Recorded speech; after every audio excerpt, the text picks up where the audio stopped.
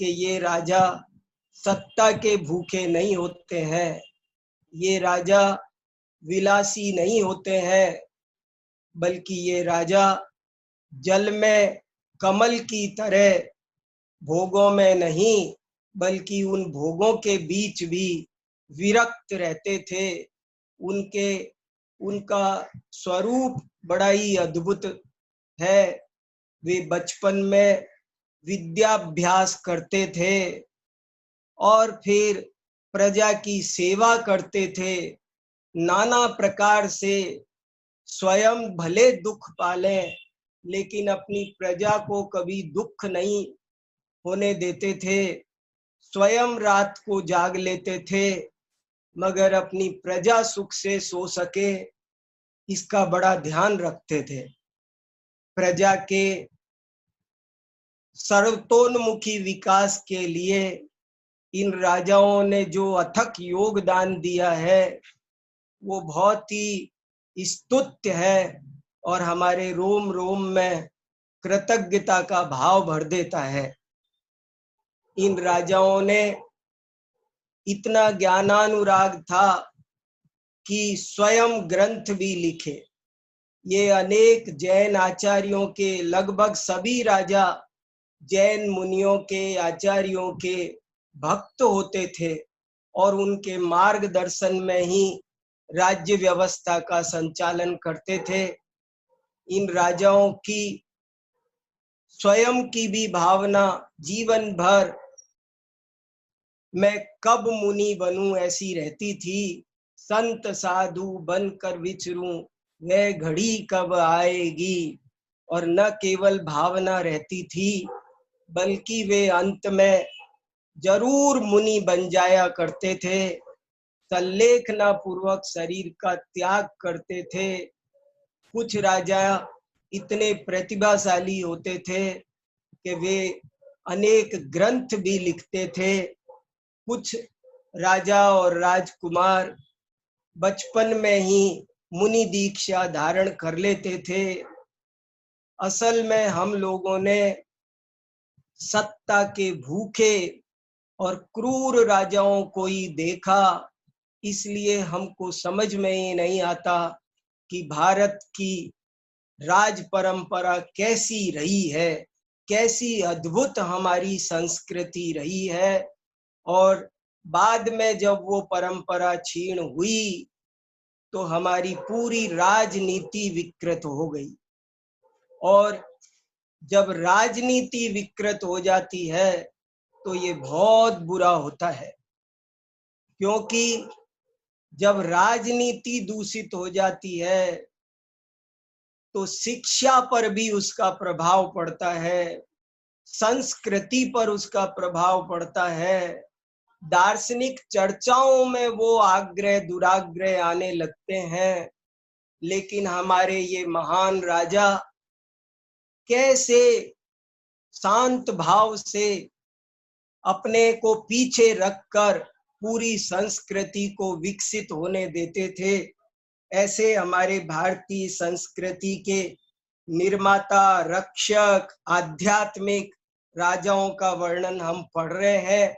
इनके अपरंपार वैभव की भी हमने थोड़ी सी चर्चा की और वो वैभव हमको ये भी शिक्षा दे गया साथ साथ कि राजा राणा छत्रपति अनित्यता और असारता की भी शिक्षा, कि जब इतने बड़े बड़े राजा भी नहीं बचे तो इस वैभव में हमको क्या आसक्त होना। इस तरह इतने बड़े बड़े वैभव को जीर्ण तृण के समान त्याग कर जब वे नग्न दिगंबर मुनि बन गए, तब हमको इस तुच्छ वैभव में क्या आसक्त होना इत्यादि प्रकार की अनेक आध्यात्मिक, सामाजिक, राजनीतिक, सांस्कृतिक शिक्षाओं को हम प्राप्त कर रहे हैं। और इन राजाओं का इतिहास बहुत लंबा चौड़ा है, कोई बता ही नहीं सकता, कोई कह ही नहीं सकता। असंख्य राजा हुए और कितनों ही का हम नाम भी नहीं जानते। ये तो जो इतिहास में बड़े प्रतापी हुए। पूरे भारत मंडल पर जो दक्षिण में हुआ उत्तर तक जिसका राज्य फैल गया, उत्तर में हुआ दक्षिण तक जिसकी व्यवस्था फैल गई, ऐसे कुछ राजाओं का वर्णन कई इतिहास में सुरक्षित रह गया। मैं आपको उन्हीं की कुछ बातें बता रहा हूँ, और वो भी इसलिए बता रहा हूँ ताकि जैन विद्वानों को कम से कम ये सब बातें थोड़ी सी पता होनी चाहिए। इससे बहुत लाभ होता है, उनके व्यक्तित्व में, उनके चिंतन में बहुत व्यापकता आती है। इसलिए मैं इस चर्चा को थोड़ी बहुत यथाशक्ति यथामति आप सबके सामने इतिहास ग्रंथों के आधार से प्रस्तुत कर रहा हूं।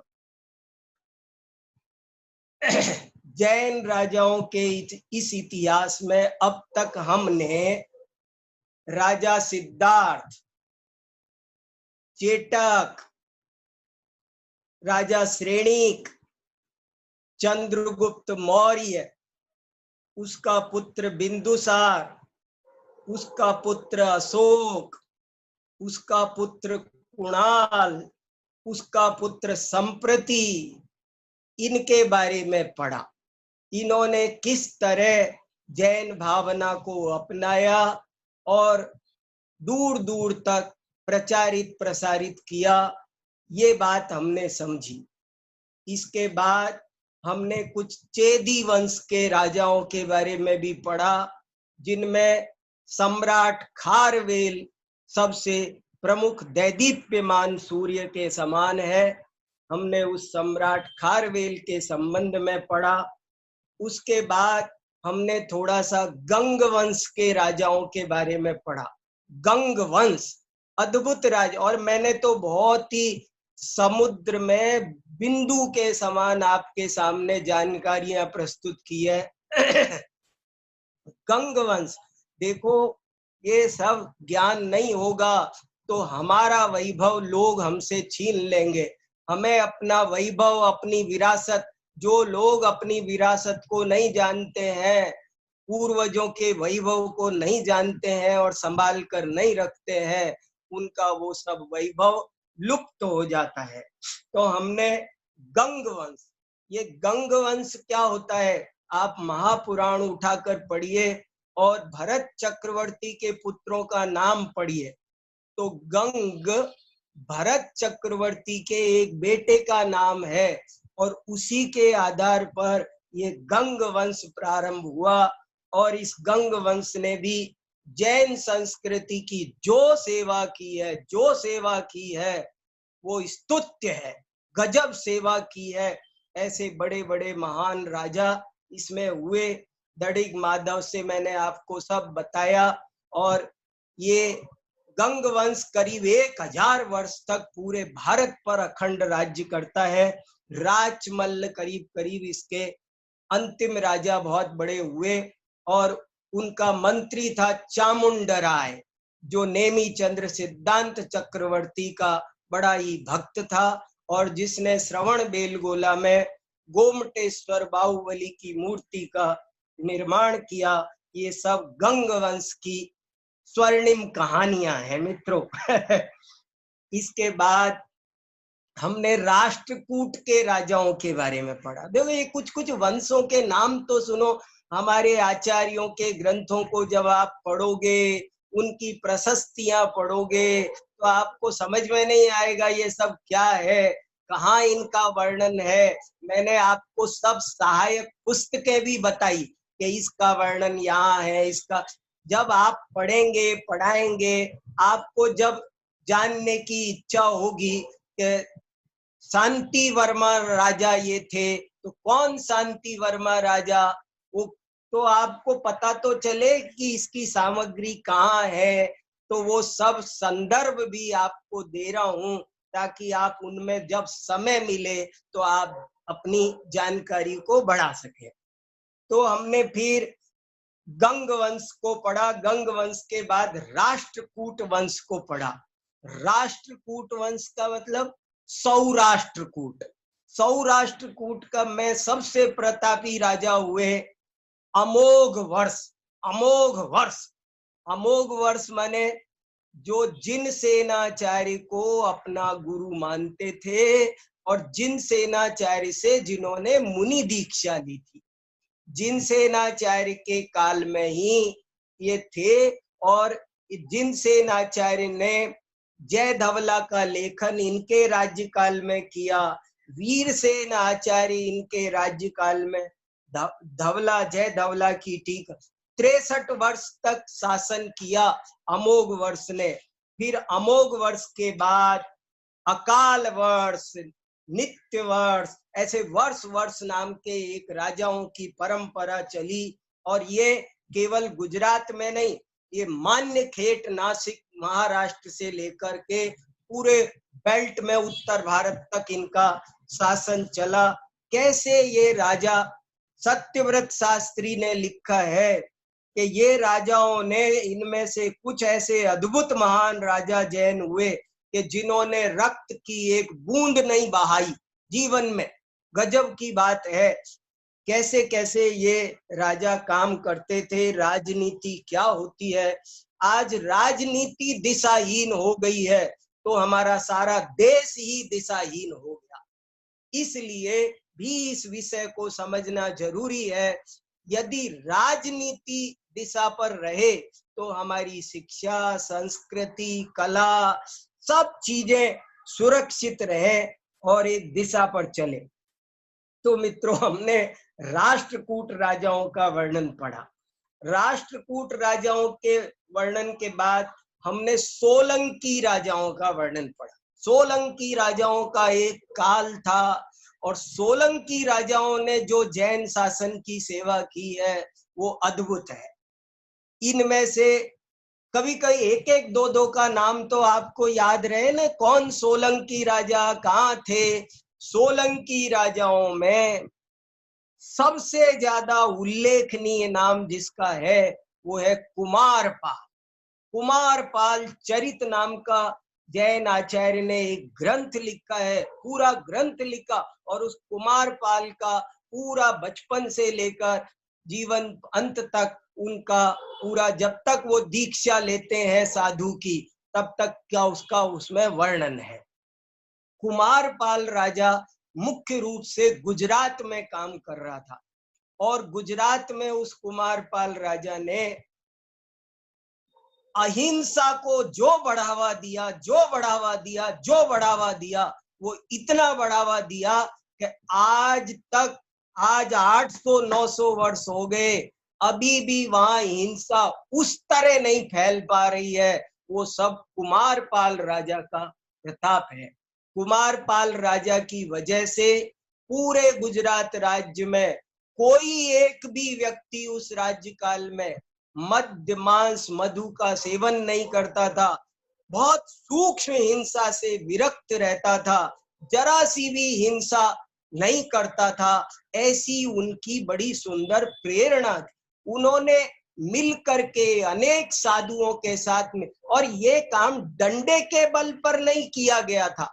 देखो, हम इन राजाओं का इतिहास को पढ़ते हुए ये भी समझ रहे हैं कि किसी और धर्म संप्रदाय के जब राजा होते हैं तो प्राय वे ऐसा करते हैं कि वे डंडे के जोर पर सबको मेरा धर्म अपनाओ ऐसा करते हैं।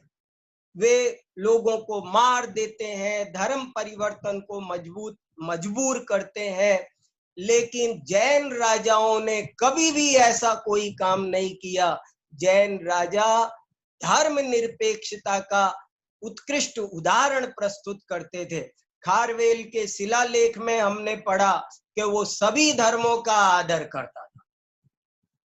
किसी ने पूछा उसके सामने कौन से सभी धर्म थे।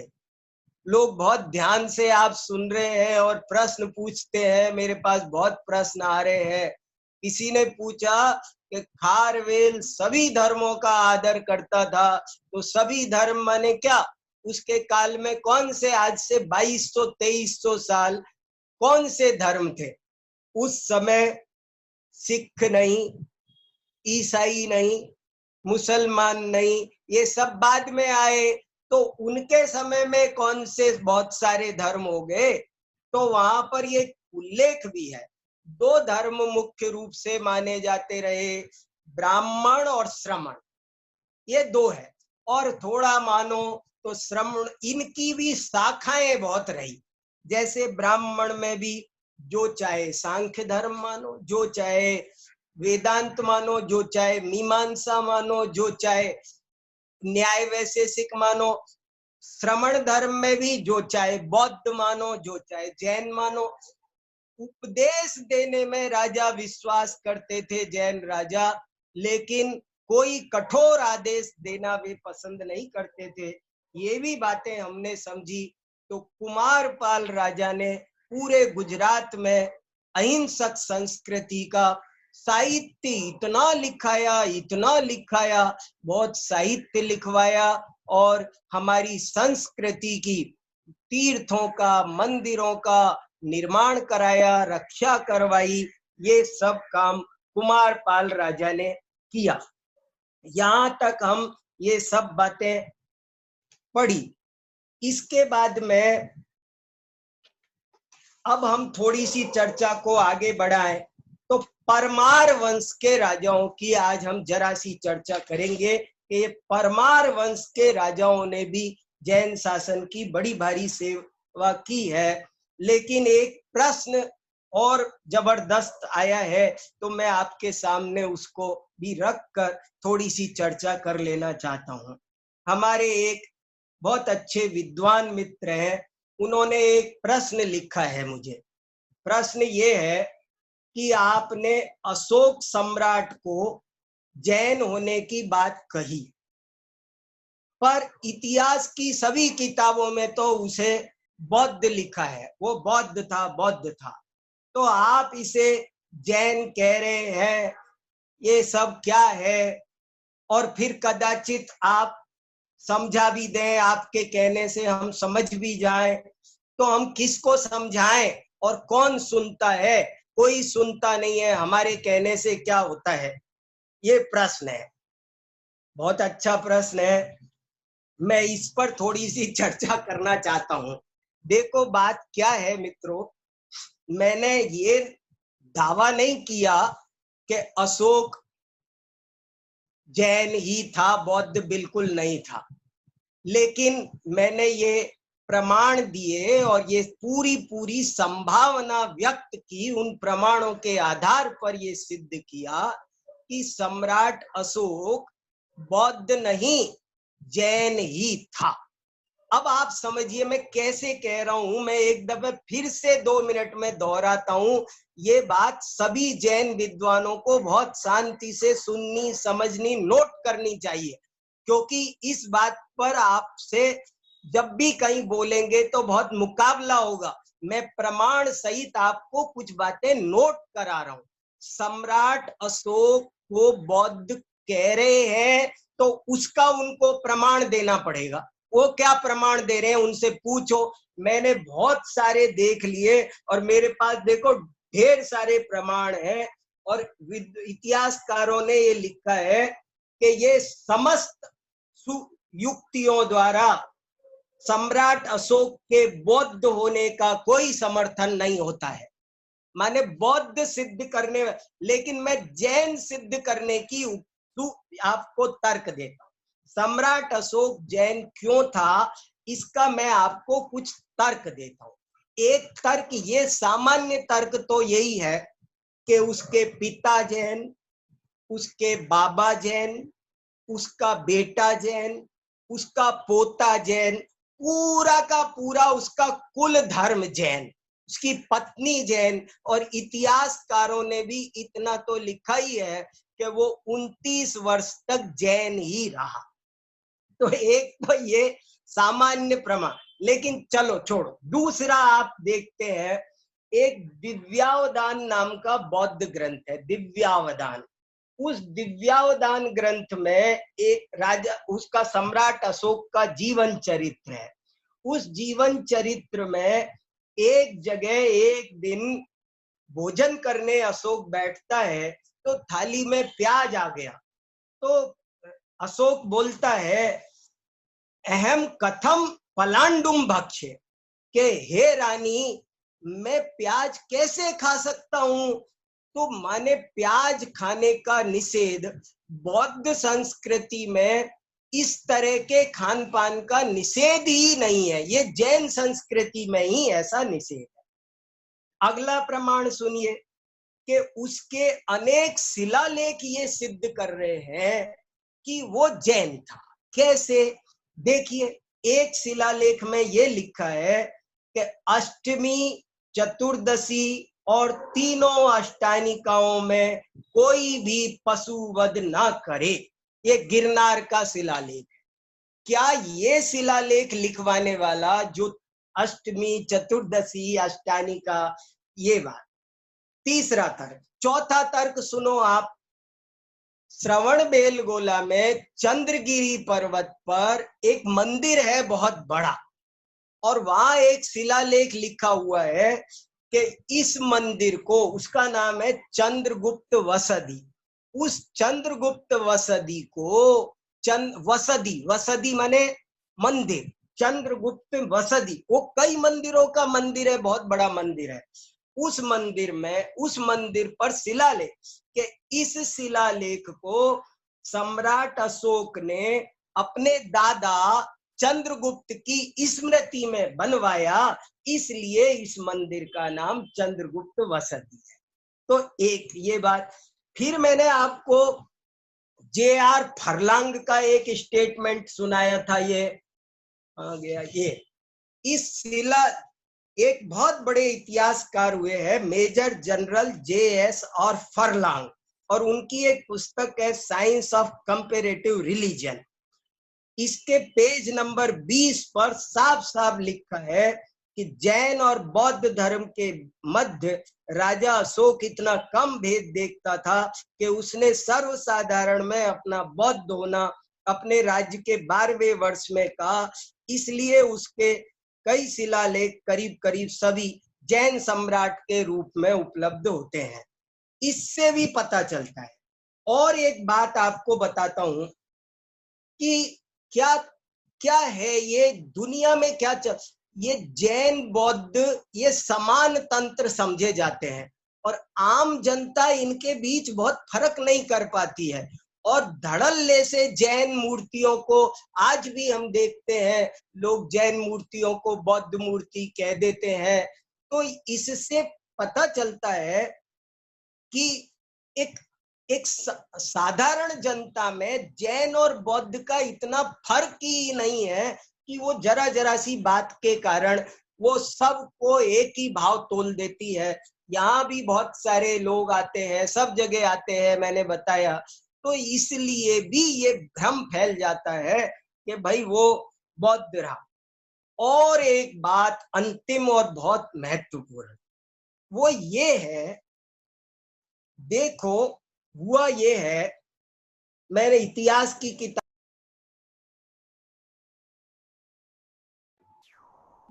आप म्यूट हो गए। सम्राट अशोक ने प्रौढ़ावस्था में एक तिस्य रक्षिता नाम की बौद्ध राजकुमारी से विवाह कर लिया। तिस्य रक्षिता, और वो तिस्य रक्षिता के प्रेम में बहुत पड़ गया तेजी से। और जब वो तिस्य रक्षिता के प्रेम में बहुत पड़ गया तो लोगों ने ये कहना शुरू कर दिया कि ओहो बौद्ध हो गया भाई वो तो, बौद्ध हो गया भाई वो तो।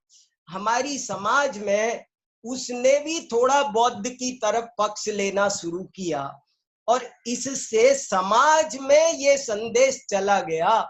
देखो हमारे यहाँ कुछ लोग बहुत कट्टर होते हैं और जरा जरा सी चीज के खातिर बहिष्कार कर देते हैं। ये हमारे देश में चलता है। अभी हमारी यूनिवर्सिटी में एक बहुत बड़े विद्वान का व्याख्यान हुआ था। उन्होंने एक बात बताई कि ये जो जिन्ना थे ना, जिन्होंने पाकिस्तान का विभाजन किया, मोहम्मद अली जिन्ना की अपनी उनकी आत्मकथा पढ़िए आप। उस मोहम्मद अली जिन्ना में की आत्मकथा में ये लिखा हुआ है कि मुसलमानों में जिन्ना कोई होता ही नहीं है, सिया सुन्नी सब होते हैं पर जिन्ना कोई होता नहीं। तो मोहम्मद अली जिन्ना खुद अपनी आत्मकथा में लिख रहे हैं कि हम तो राजस्थान के रहने वाले जैन थे, लेकिन हमसे ऐसी गलती हुई, इस गलती के कारण हमारे समाज ने बहिष्कार किया, और बहिष्कार किया तो फिर हम है ना मुसलमान बन गए, मुसलमान बन गए तो हमारा नाम जिन्ना पड़ गया। जैन लोग, बहुत जैन लोग जरा जरा सी बात के कारण, मैंने बहुतों को देखा है, इसने ये किया, इसने ये किया, इसका बहिष्कार करो। एक बार मैंने आपको बताया था, एक बार मुलायम सिंह यादव आचार्य विद्यानंद जी की विशाल सभा में आए और उन्होंने बोला, अरे भाई हम तो पक्के जैन हैं, ओरिजिनल असली पुराने नेमिनाथ के वंशज हैं हम यादव, लेकिन पता नहीं क्या हुआ, आप लोगों ने हमको जैन मानना छोड़ दिया और धीरे धीरे फिर हमने भी अपने को जैन मानना छोड़ दिया। तो ऐसा इतिहास में बहुत हुआ है। हम लोग जरा जरा सी बात के कारण हम अपनी चीजों को, अपने आदमियों को ठुकरा देते हैं। तो ऐसा भी कुछ हुआ है, हम जरा जरा सी बात, हम कट्टर इतने हैं कि हम कोई बात सुनना ही पसंद नहीं करते। अब जरा मैं कह दूं ना कि गुरु पूर्णिमा जैन त्योहार है, तो मेरे ही साथी पीछे पड़ जाते हैं कि कैसे हो गया। अरे भैया, किताब में दिखा दिया तुम्हें, बड़े बड़े विद्वानों ने, इतिहास, अखबार वाले लिख रहे हैं। अभी इस साल अखबार वालों ने लिखा कि ये जैनों का त्योहार है, और हमारे जैन विद्वान, जैन भाई कह रहे हैं कि नहीं नहीं, ये जैनों का त्योहार नहीं है। विजयदशमी हमारा त्योहार है, हम कहते हैं हमारा नहीं है। दिवाली हमारा त्योहार है, रविन्द्रनाथ टैगोर लिख रहे हैं कि ओरिजिनल जैनों का है, और हमारे भाई कह रहे हैं कि नहीं है। क्या करूं मैं, किसको सब? अरे कुछ संभावना तो बची रहने दो। ऐसे ही मैं ये कहना चाहता हूं कि इनकी आप संभावना तो बची रहने दो। आप बोलो ना कि हमारी समझ ऐसी है कि अशोक भी जैन रहा होगा। अब इतिहास तो संभावनाओं पर ही चलता है। हम कौन, जिद कौन कर रहा है? जिद मत करो, जिद नहीं करना है, लेकिन जिद करने वाले को बताना है कि तू भी जिद मत कर। ये रास्ता जिद का नहीं है। इसलिए सब चीजें बहुत शांति से समझ समझ करके हमें काम करना पड़ेगा, तभी हमें ये सब बातें समझ में आएंगी। तो ये ऐसी बात है। और रही बात ये प्रश्न में, देखो अंत में क्या लिखा है, अगर हम ऐसा करें भी तो आज सुनता कौन है? मैं ये बहुत उत्साहहीनता की बातें हैं। सुनता कौन है? कौन नहीं सुनता है?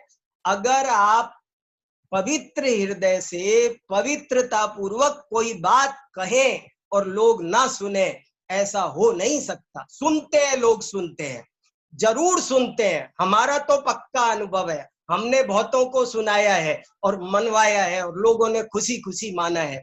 आपको एक घटना बस सुना देता हूं, कैसे लोग सुनते हैं और कैसे मानते हैं। ये कौन बनेगा करोड़पति आता है ना, अमिताभ बच्चन का, इसमें एक दिन एक प्रश्न आया कि हमारे देश का नाम भारत किस भरत के नाम पर पड़ा है। और उस प्रश्न में 4 ऑप्शन थे। उस 4 ऑप्शन में ऋषभ पुत्र भरत भी था, राम का भाई भरत भी था, दुष्यंत शकुंतला का पुत्र भरत भी था। तो वो प्रश्न का सही उत्तर बताया गया कि जो दुष्यंत और शकुंतला का पुत्र है, उस भरत के नाम पर हमारे देश का नाम भारत है। इत्तेफाक से मैं वो देख रहा था, वो वाला एपिसोड, और मैंने सुबह कुंद कुंद भारती में जाकर के विद्यानंद महाराज को ये बात बताई। तो उन्होंने कहा अच्छा अभी देखते हैं। और हमने वहां से कुंद कुंद भारती के से एक पत्र लिखा अमिताभ बच्चन को, और उसके साथ में भरत चक्रवर्ती के नाम पर हमारे देश का भारत है, इसके सैकड़ों प्रमाण लगाए। पूरी किताब है हमारे पास, भरत और भारत, वो 2-3 किताबें लगाई, और वे सब किताबें लगाई, पत्र लिखा और पत्र भेज दिया उनको। और कहा कि आप विद्वान हैं और हमें उम्मीद है कि आप इन सब चीजों का प्रमाण अवलोकन करेंगे कि किस भरत के नाम पर हमारे देश का नाम भारत पड़ा है। सारे हिंदू पुराण भी यही कह रहे हैं कि ऋषभ देव के पुत्र के नाम पर हमारे देश का नाम भारत पड़ा है। तो आपके अवलोकनार्थ ये सब सामग्री प्रेषित की जा रही है। भेज दिया हमने पता लिख करके, और जब पता लिख के हमने तो ऐसे ही भेज दिया था, कोई सुने या ना सुने, हमारी आदत है कि कोई सुने या ना सुने हमें बोलना चाहिए, तो हमने बोल दिया।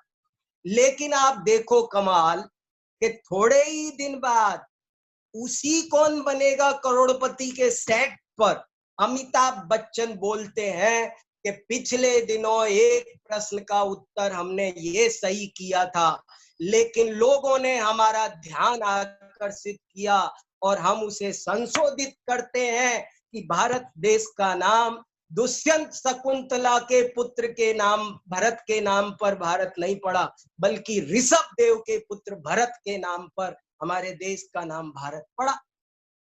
तो बताओ आप मुझे कौन सुनता है का जवाब दो मुझे, कौन सुनता है? मैं कहता हूं कि कौन सुनाता है?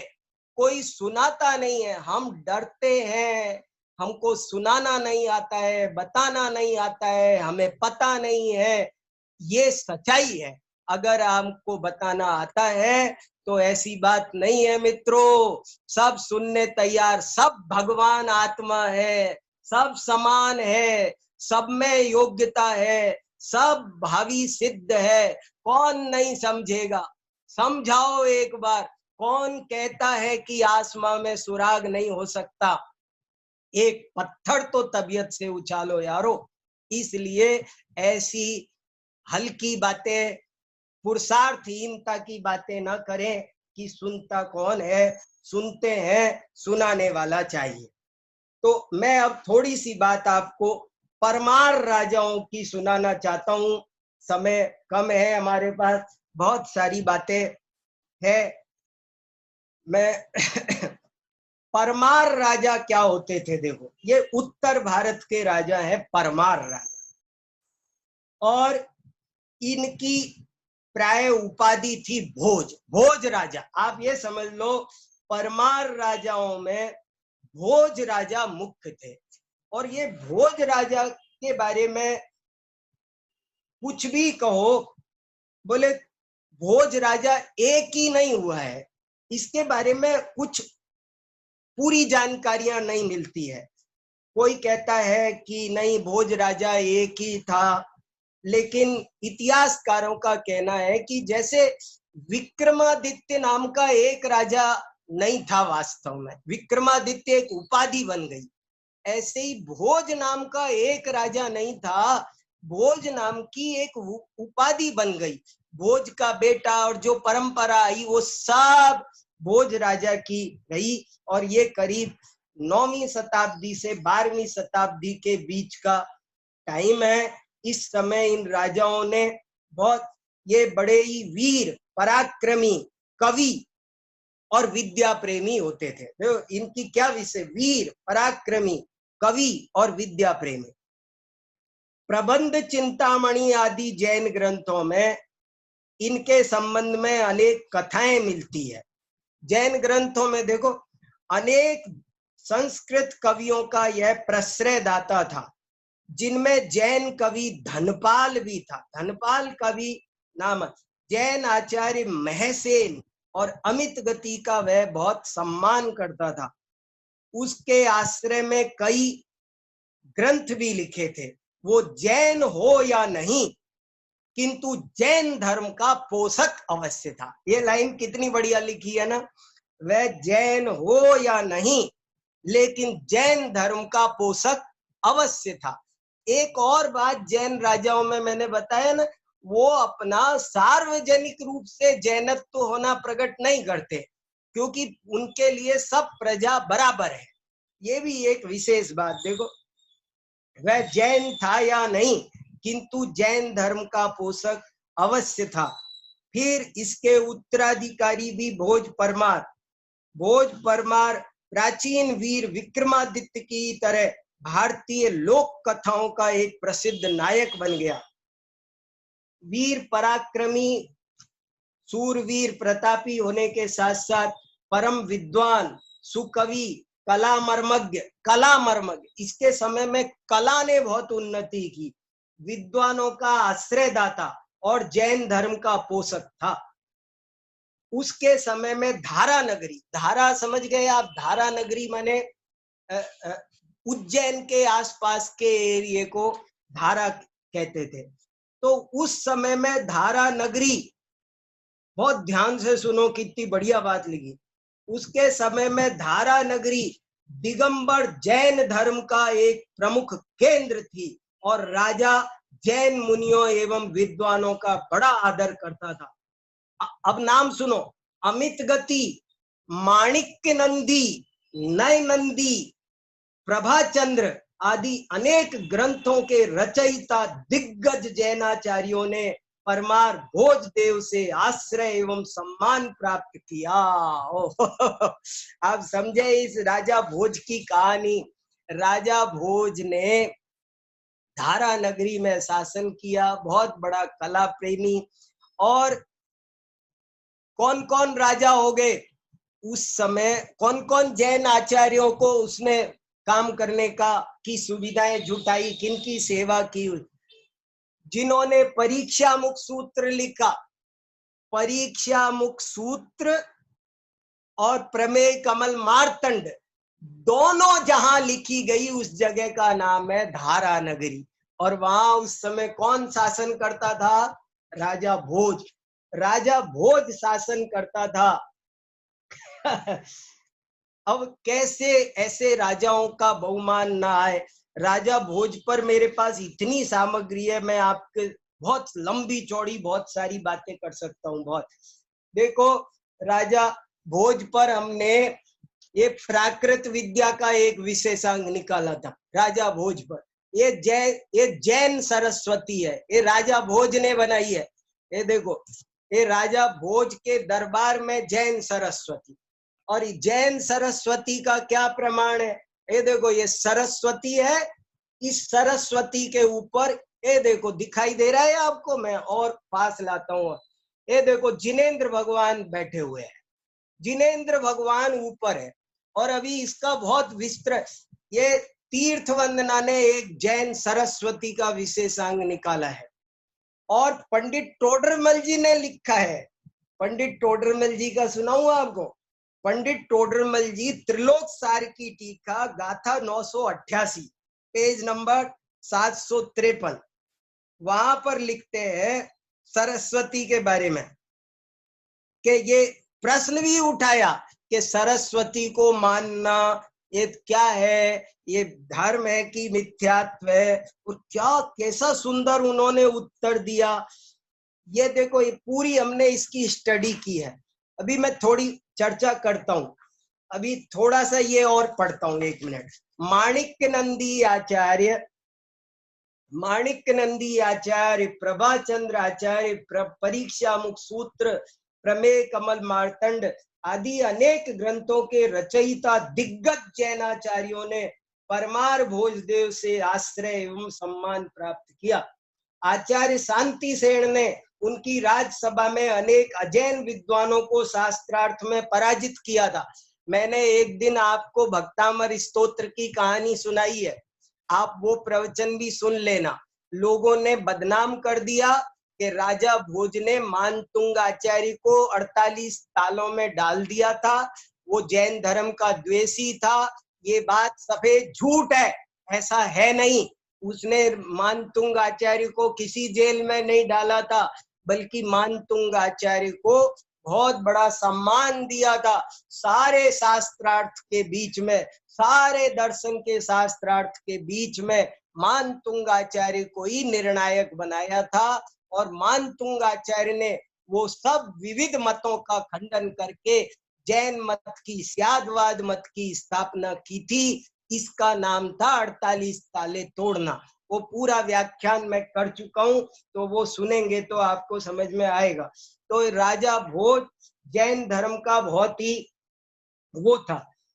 और देखो, एक ये है, एक भूपाल जिन चतुर्विंशति का छपी है पूजन पाठ प्रदीप वगैरह में, 24 तीर्थंकर की स्तुति है, उसका भूधर दास जी ने हिंदी में अनुवाद भी किया है उसमें। और वो भूपाल माने क्या, भूपाल माने राजा भोज, राजा भोज नहीं, वो लोग जानते ही नहीं। अब देखो, हमने कितनी चीजें हमारी खो दी, हम सुरक्षित नहीं रखेंगे तो हमारा कितना नुकसान होगा। भूपाल जिन चतुर्विंशति का, अब आप देखना, पढ़ना एक बार, सारी जिनवाणी की किताबों में एक 24 तीर्थंकर की स्तुति है, उसका नाम है भूपाल जिन चतुर्विंशति का। और वो उसका लेखक कौन है लोगों को पता नहीं है, उसका लेखक राजा भोज है। राजा भोज ने 24 तीर्थंकरों की स्तुति लिखी है, पढ़ो आप तो पता चल। और भूधर दास जी ने उसका ये हिंदी में अनुवाद किया है। मैं आपको क्या, ये भूधर दास जी ने अनुवाद किया है हिंदी में पूरा का। ये देखो, पूजन पाठ प्रदीप, हर किताब में ये छपी हुई है। और क्या प्रमाण है कि ये, और कोई पूछे कि क्या प्रमाण है कि ये राजा भोज ने लिखी है भूपाल ने, तो तत्वार्थ सूत्र की एक टीका है श्रुत सागर की तत्वार्थ वृत्ति। उस तत्वार्थ वृत्ति में इस जिन चतुर्विंशति का एक छंद उद्धृत है, और उस छंद के ऊपर लिखा है तथा चोक्तम महाराज भोजेना, कि ये बात महाराज भोज भी लिख रहे हैं। तो भोज राजा ने लिखी है, इसका प्रमाण वो 13वीं शताब्दी में तत्वार्थ वृत्ति टीका श्रुत सागर सूरी की लिखी हुई है, उसमें इसको उद्धृत कर रखा है राजा भोज के नाम से। इससे पता चलता है कि ये स्तुति राजा भोज ने लिखी है। देखो, और चलो, राजा शांति सेन ने उसकी राजसभा में अनेक अजैन विद्वानों को शास्त्रार्थ में पराजित किया था। धनपाल, धनंजय आदि कई गृहस्थ जैन विद्वान भोजदेव के आश्रित थे, और उनका सेनापति कुलचंद्र तो कट्टर जैन था। सेनापति जैन, राजा भोज का सेनापति का नाम है कुलचंद्र, और वो जैन। इस राजा ने जैन मंदिरों का भी निर्माण कराया, बताया जाता है। उस काल में प्रतिष्ठापित अनेक जैन मूर्तियां मालवा प्रदेश में यत्र तत्र प्राप्त होती हैं। राजधानी धारा नगरी को भोजदेव ने अनेक सुंदर भवनों से अलंकृत किया था। वहां सरस्वती मंदिर या शारदा सदन नामक एक महान विद्यापीठ की स्थापना भी की थी। फिर भोज के काल में एक नय नंदी आचार्य, माणिक नंदी के शिष्य हुए नय नंदी ने एक रचना लिखी सुदर्शन चरित्र, वो भी उसी समय लिखी गई। राजा नरवर्म भी कहाँ गया। और सुनो, राजा भोज की आगे की परंपरा में, परमान नरेशों की परंपरा में पंडित आसाधर जैसे धुरंधर विद्वान भी हुए। पंडित आसाधर जी भी भोज के राजकाल में हुए और उनको उन्होंने संभाला। और ये आसाधर जी कैसे थे? आसाधर जी परवर्ती आसाधर जी ने 1225 से 1245 के बीच करीब 40 ग्रंथों की रचना की। और इनकी उपाधियां सुनो, आसाधर जी को उस समय अजैन संस्थाओं ने भी सम्मानित किया था। ये देखो, ये लिखा, पंडित आसाधर जी के अनेक शिष्य और भक्त थे, जिनमें गृहस्थ श्रावकी नहीं, त्यागी और मुनि भी थे, और इनको अनेक उपाधियां प्राप्त हुई थी। वे उपाधियों के नाम सुनिए जरा। नय विश्व चक्षु, क्या आसाधर जी की एक उपाधि सुनो आप, नय विश्व चक्षु, प्रज्ञा पुंज, कविराज, कवि कालिदास, सरस्वती पुत्र, आचार्य कल्प। आचार्य कल्प की उपाधि एक जैसे टोडरमल जी को मिली हुई है। एक प्रश्न रखना चाहिए किसी प्रतियोगिता में कि टोडरमल जी के अलावा ऐसा कौन सा पंडित है जिसको आचार्य कल्प की उपाधि मिली थी। तो आसाधर जी को भी आचार्य कल्प की उपाधि मिली थी। और सूरी, आसाधर, सूरी आदि अनेक सार्थक विरुद्ध इन्हें तत्कालीन जैन और अजैन विद्वानों से प्राप्त हुए थे। इस तरह ये बहुत सारी बातें हैं। और देखो इतनी बातें, एक मिनट मैं आपको वो सुना रहा था, थोड़ी सी बात सरस्वती वाली रह गई, वो भी जरा सी बता देता हूँ। 5 बजे है, बस 2-3 मिनट में बात पूरी करता हूँ। देखो ये मैंने आपको सरस्वती की प्रतिमा दिखाई और इसका बहुत बड़ा पूरा विशेषांक है। और सरस्वती की प्रतिमा के बारे में हमको बात समझ के ठीक से चलना है। सरस्वती की प्रतिमा का मतलब क्या? किसी देवी का नाम सरस्वती नहीं है। सरस्वती जिनवाणी का ही दूसरा नाम है। सरस्वती कोई देवी नहीं है, जिनवाणी का दूसरा नाम सरस्वती। लेकिन आम जनता को प्रतीकात्मक भाषा में मानवीकरण अलंकार है। ये मानवीकरण अलंकार है, ये प्रतीकात्मक भाषा है। और प्रतीकात्मक भाषा में उसको सरस्वती बोला जाता है और उसकी मूर्ति भी बनाई जाती है। तो मूर्ति बनाई जाती है तो उसका स्पष्टीकरण किया जाता है। देखो कैसे स्पष्टीकरण किया है। ये सरस्वती की मूर्तियों में टोडरमल जी ने भी स्पष्टीकरण किया है। वो जो मैंने अभी आपको गाथा बताई वो पढ़ लेना आप। और उसमें यहां तक लिखा है, मूल में नेमी चंद्राचार्य लिखते हैं, श्री देवी, सुध देवी, श्रुत देवी भी इसको बोलते हैं। सरस्वती का नाम है श्रुत देवी। श्री देवी, सुध देवी, सव्वाण कुमार जखाणम, रूवाणी जिण पासे, मंगल मठमिय होदी। त्रिलोक सार गाथा 988। जिन प्रतिमा के निकट आजू बाजू में इन चारणी का प्रतिबिंब होए है। देखो क्यों होता है? क्योंकि ये जिनवाणी का प्रतीक है। शास्त्र विराजमान, अभी भी अपन मंदिरों में बगल में शास्त्र विराजमान करते हैं कि नहीं, आले में? तो शास्त्र की जगह पहले सरस्वती विराजमान की जाती थी। इतनी सी बात है। और सरस्वती पर ध्यानत राय जी ने पूजा ली और इस सरस्वती का पूरा विवरण छापा जाता था।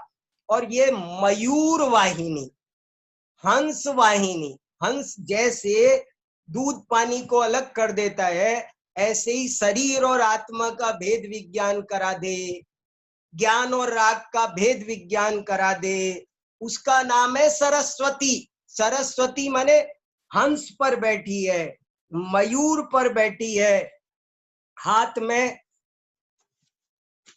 कहा गया एक कागज और था बहुत अच्छा, सब इधर उधर हो रहे भैया, सब दिखाते दिखाते। एक बड़ा अच्छा कागज पूरा विवरण उसका मौजूद था, वो मैं आपको सुनाना चाह रहा था।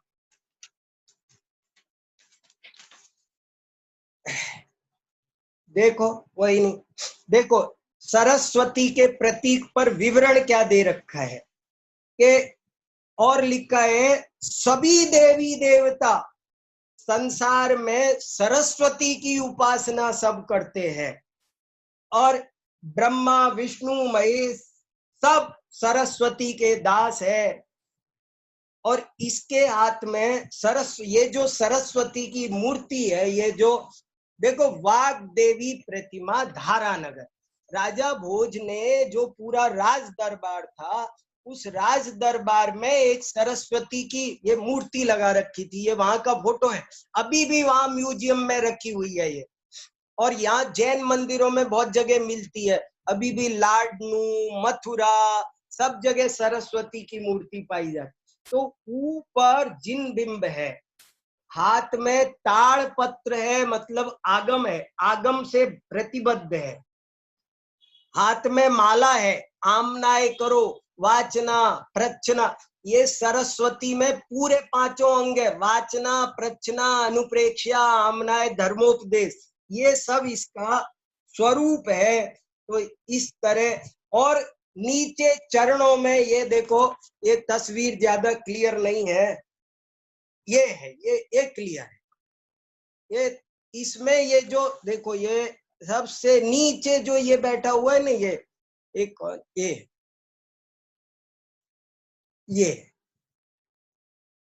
ये कौन है? ये राजा भोज बैठा हुआ है, चरणों में राजा भोज है, मैं सरस्वती का दास हूं। ऐसे करके दयानंद राय जी ने सरस्वती पूजा लिखी तो कोई मिथ्या दृष्टि हो गए? आप स्वरूप सही समझना है, और हमारी सरस्वती नहीं है, ऐसे कट्टरता की बातें नहीं करनी है। सरस्वती जैनों की है।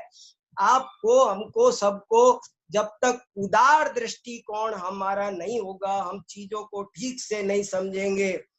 सरस्वती पूजो पद अरिहंत के, पूजो गुरुपद सार, पूजो देवी सरस्वती नित प्रति अष्ट प्रकार।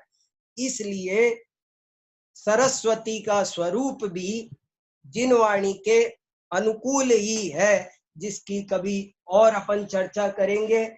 जैन राजाओं का इतिहास बहुत बड़ा लंबा चौड़ा है, कितनी भी बातें करो, पर ये हमको यदि कुछ आध्यात्मिक शिक्षा दे दे, यदि हमें कोई धर्म दर्शन का ज्ञान करने की शिक्षा दे दे, तो हमारी ये चर्चा करना उपयोगी होगा। मैं ये चर्चा और किसी भावना से नहीं कर रहा हूँ, बहुत ही विशुद्ध आत्म कल्याण की भावना से और जिन शासन की प्रभावना की दृष्टि से मैं अपने विद्वान मित्रों को समझाने के लिए उनसे चर्चा कर रहा हूँ, और कोई मेरा इरादा नहीं है। आप सब इस विषय को शांति से चिंतन करें, और कोई भी बात मुझसे कहेंगे तो मुझे बहुत खुशी होगी। आप सबके सुझावों का मैं हृदय से स्वागत करूंगा, और आज की बात मैं यहीं पूरी करता हूँ। जय जी।